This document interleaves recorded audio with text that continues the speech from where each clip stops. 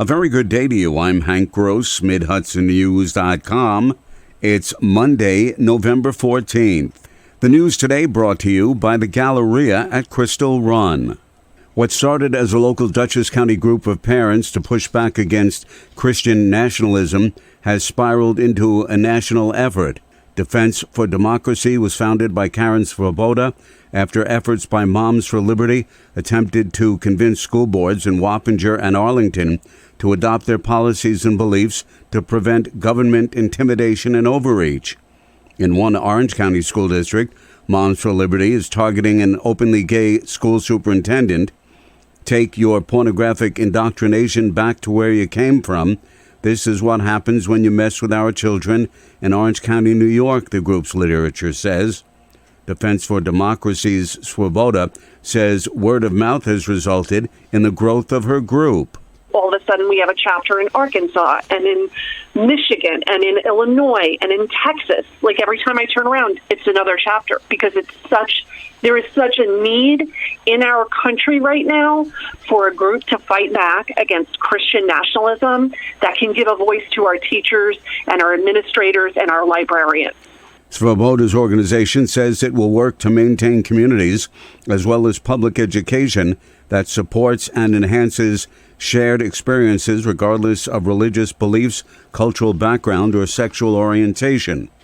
Until a little over a year ago, the Newburgh City Police Department was run by a chief, but City Manager Todd Venning, with support of the City Council, added another layer of leadership with the creation of a police commissioner post. Now Venning wants to hire a part-time deputy police chief, a position with which Mayor Torrance Harvey agrees. It's a leadership role. The deputy chief would be over, different task force, different roles and responsibilities that the chief and the commissioner, the orders that they hand down. The mayor is also leading the charge to increase the salaries of police officers to prevent them from being trained at the city's expense and then, in his words, poached by other higher-paying departments in the region. More news right after this. Find over 100 retailers allowing you to spend hours shopping safely at the Galleria at Crystal Run. Enjoy the big brands and the diverse selection of family-owned stores all in one location. The Galleria at Crystal Run offers dining options for everyone with Fuji 110 Grill, Allen's Mediterranean Grill, and Peru Cuisine. Discover the Mid-Hudson Valley's premier shopping, dining, and entertainment destination, the Galleria at Crystal Run. For more information, follow us on Instagram, Facebook, or visit GalleriaCrystalRun.com. The one-year-old Red Tail Flight Academy at New York Stewart International Airport has received nationwide recognition for its impact on preparing the next generation of underrepresented people of color to enter the aviation and aerospace community, says Glenn Frazier, president of the Red Tail Flight Academy's board of directors. On September 21st, 2021, 6 students ranging in age from 18 to 23 began the flight school. They all graduated 8 months later.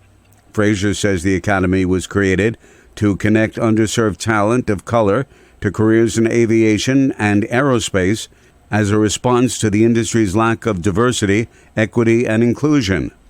Our newest component, Red Tail Flight Academy, was honored in Washington, D.C. by Aviation Week Network with a laureate award for a category of business aviation for our ingenuity, creativity, and in honor of the Tuskegee Airmen diversifying the sky.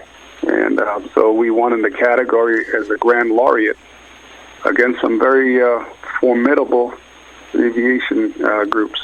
A second group of students has already begun in the Red Tail Flight Academy. A crash between a tractor-trailer and a car resulted in a fatality, according to first responders at the scene of the early morning accident on Route 17 yesterday. The incident occurred on the Goshen-Chestertown line in the westbound lanes. Emergency services personnel responded and state police are conducting an investigation. The drivers of 2 vehicles died when they crashed head-on Route 32 near Falls Lane in the town of Woodbury, Thursday morning, state police said. Troopers said a 2014 Freightliner box truck and a 2012 Ford Econoline van crashed around 9 in the morning.